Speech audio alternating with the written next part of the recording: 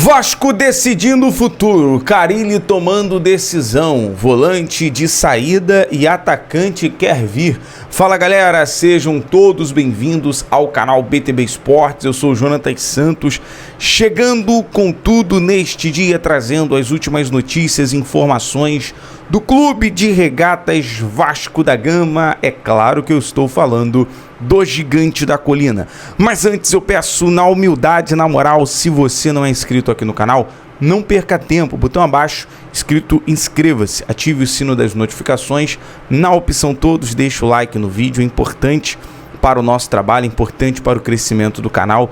O seu like, por exemplo, faz com que a plataforma entenda que esse vídeo é relevante e acaba recomendando para muitos cruzmaltinos apaixonados. Obrigado pelo like, pela sua inscrição. Sem mais delongas, vamos às informações do legítimo Clube do Povo. Falar sobre jogo importante em Saquarema contra o Boa Vista nessa próxima segunda-feira, às 8 horas da noite, Vasco decidindo o seu futuro. Pois bem, o Vasco nesse momento soma 13 pontos, é o terceiro colocado na tabela e precisa dos 3 pontos do resultado positivo contra a equipe da região dos Lagos, em Saquarema, para poder continuar dependendo só de si na tabela do Campeonato Carioca. O Vasco precisa avançar, já que tem clássicos importantes, como o compromisso contra o Flamengo e contra o Botafogo na reta final desse mês de fevereiro. Então, pensando nisso, o Carille vem preparando a equipe durante a semana no CT Moacir Barbosa e pretende realizar algumas mudanças, principalmente no meio-campo, já que Coutinho está sendo preservado para o clássico contra o Flamengo, depois de sentir um edema na coxa esquerda, algo que não preocupa, já que o jogador já está ali treinando no campo no CT Moacir Barbosa, já vem se recuperando. A preservação realmente é apenas uma decisão do DESP para poder manter o jogador fisicamente bem e preparado para o clássico.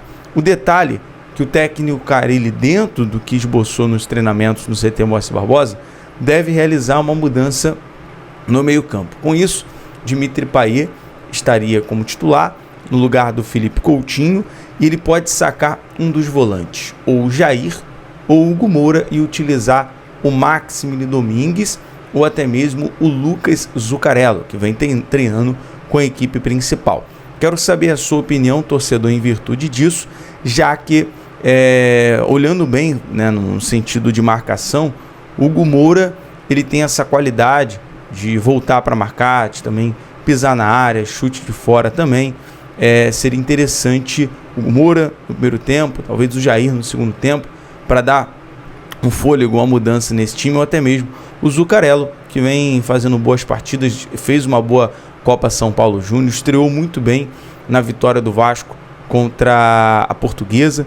Enfim, passada essa informação sobre o Carille está tomando decisão importante para o jogo de amanhã e o Vasco decidindo o seu futuro na competição do Campeonato Carioca, já que ontem o Fla-Flu teve um empate de 0-0, hoje o Botafogo ele joga na parte da tarde lá em Cariacica, hoje tem Botafogo e Madureira, 4 horas da tarde, jogo que uma vitória do Botafogo ultrapassa o Vasco na pontuação. O Botafogo tem 12, pode chegar a 15, o Vasco tem 13, pode chegar a 16 na partida de amanhã. Passado isso, vamos falar agora sobre jogador de saída, mercado da bola, falar sobre Juan Esforza. Segundo informação dos amigos do canal Atenção Vascaínos, o jogador está entregando seu apartamento no Rio e há uma tendência de negócio com clubes da MLS, exatamente.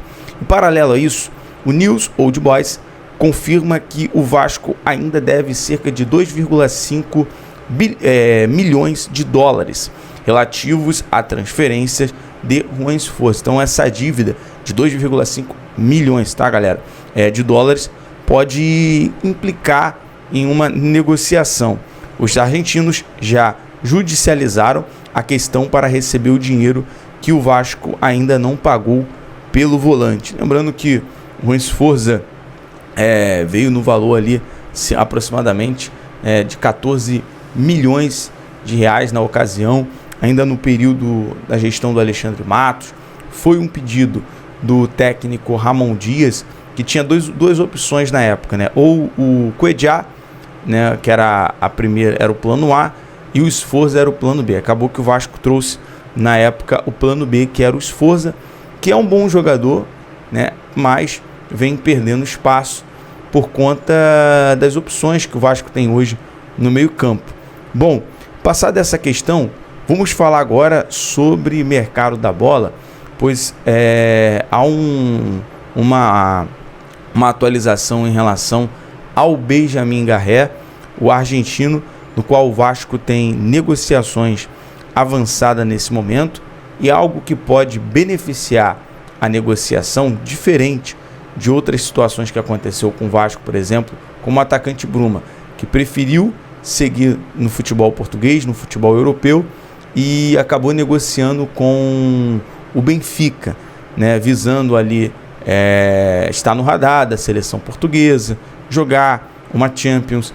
Já o Benjamin Garré tem um benefício que o jogador quer vir jogar no futebol sul-americano. Isso pode beneficiar toda a negociação. O detalhe, neste momento, o jogador está atuando no futebol russo no Krylia Sovetov Samara. E o jogador que é canhoto e atua nas duas pontas, algo que, de fato, é aquilo que o Vasco precisa no momento. Jogador de velocidade, jogador que atua pelas pontas, é um canhoto, tem qualidade, inclusive o desejo dele voltar a jogar no futebol sul-americano é para entrar no radar do futebol da seleção argentina. Então é algo que vai ajudar o jogador, que vai beneficiar o jogador, vai beneficiar o Vasco, né? No último jogo dele, inclusive, ele marcou um gol. Então, assim, é interessante. O Vasco, que segundo a informação da imprensa russa, já ofereceu mais de 500 mil euros com opção de compra fixada em 4 milhões de euros para o Garré. O clube russo deseja que seja com obrigação de compra no valor de 4,5 milhões de euros. Então, a princípio, mas que o jogador tem um contrato ali no meio de 2026, chegaria com um empréstimo com uma obrigação de compra no final, né, por 4,5 milhões de euros. O presidente Pedrinho, que já confirmou na última coletiva, que tem cerca ali de 30 milhões de reais, né, 5 milhões de dólares para poder negociar nessa janela como orçamento. Então você chegar e oferecer 500 mil euros pelo jogador, né, no empréstimo, e depois a opção de compra como obrigação, é o desejo do clube russo. Bom, vamos aguardar. O fato é que a negociação está bem avançada no momento.